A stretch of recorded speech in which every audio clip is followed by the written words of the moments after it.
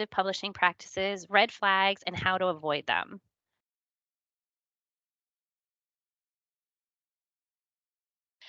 So this slide is going to show you why there are major issues when there are untrustworthy or predatory publishing practices. So predatory publishing was first coined by the librarian Jeffrey Bell in 2010. More recently, librarians have moved towards using less aggressive phrasing, such as deceptive or suspicious publishing. This reflects the more sophisticated efforts we are now seeing from various publishers. They're moving from outright blatant scams to kind of more concerning, subtle ways in which they are demanding and receiving money from authors. Equal access to resources for everyone was the original goal for open access publishing. Unfortunately, it has created a platform for malfeasance and bad actors. For a little bit of history, online open access began in the late 1990s with the explosion of the internet. In response to the endless price increases, academic institutions and librarians and committees on publication ethics, or COPE, joined to create two open access roads. One's known as the Green Road, in which authors and academic institutions would create accessible repositories of their publications. The other road, known as the Gold Road, would rely on authors or institutions paying publishers a fee to make their publications openly accessible to all. Since 2008, compliance with the NIH public access policy has required investigators to submit final peer-reviewed manuscripts to PubMed Central. Unfortunately, the NLM and even Scopus have fallen prey to predatory or deceptive publisher practices. Part of this is from the low bar that PubMed Central has set for indexing criteria, but is an example of how insidious these publishers have become over the years. So now we need to talk a little bit about indexing and why it matters. So indexing allows authors, librarians, and researchers to submit to journals of note for their specific areas of expertise and to place where a journal may lie in terms of quality and impact. There's a high level of overlap for many journals. So Scopus, Web of Science, CINAHL have specific audiences in mind when they select journals for inclusion or exclusion in their databases and their indexing. Scopus and Web of Science are more particular than PubMed and have more of an international coverage. CINAHL, which is actually the cumulative index of nursing and allied health literature and focuses more on nursing, social work, occupational and physical therapy, audiology, and psych, let you know where their particular journal is indexed. So for a librarian, letting us know where a particular journal is indexed is one of our first clues to the quality of the title, as well as who has access to it. There's also something called the Directory of Open Access Journals, or DOAJ. This is a community curated list of resources, so it's similar to the crowdsourcing behind Wikipedia, in that it shows if a journal is predatory or deceptive practices, they'll remove it. They can be reported for removal. What this database in particular does is it allows boutique and small upstart journals to gain a legitimate foothold so that they can then use that to petition PubMed Central and PubMed or even Scopus for eventual inclusion. So having an idea of where something is indexed gives us a clue to the quality and who has access. So the next thing we need to talk about is evaluating journals and publishers.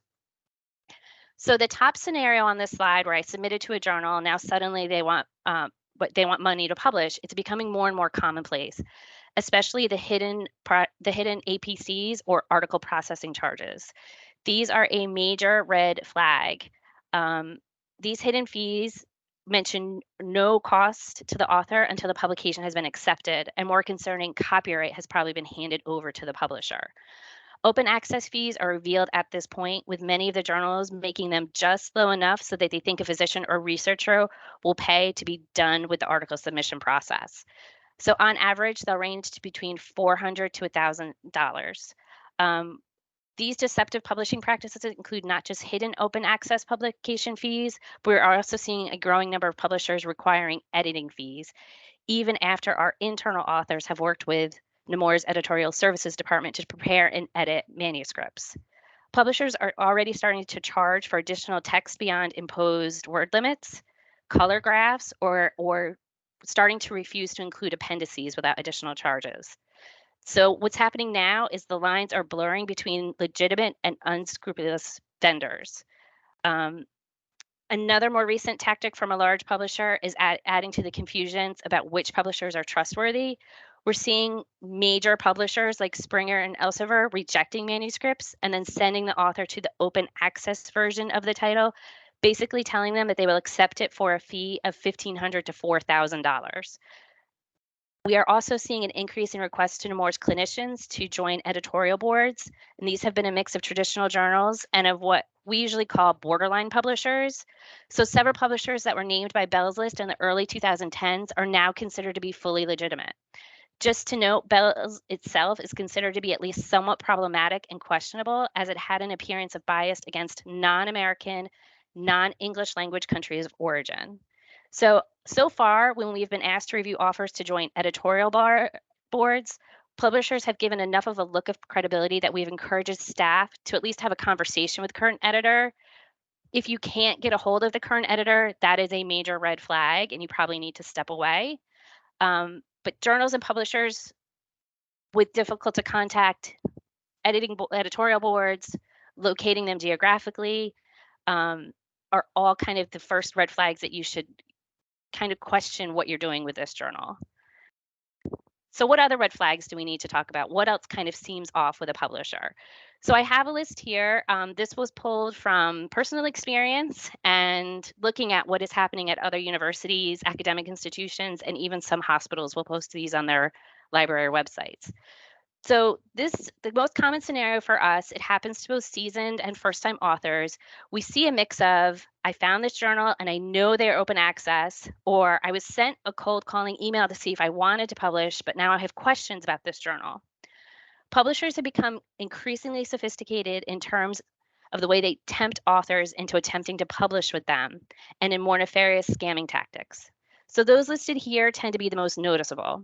Other red flags include oddly short issue lengths, especially for a journal that is listed as a yearly or semi-yearly publication. And by oddly short, I mean that there'll only be 1 to 3 articles 1 to 2 times a year. A journal that offers rapid publication outside of peer review process norms, so for example, within 48 hours of submission and or payment clearance, should also give you pause. A newer tactic is the utilization of usage metrics on the journal's page. So on their website, if you go to their website and it's showing content views that do not align with the age of the article or number of citations. So we had someone that had an article that supposedly had 30,000 views over 5 years, but there were no other interactions, no comments, no social media tagging, no citations. These are impossible to verify and random, so that should also be a red flag.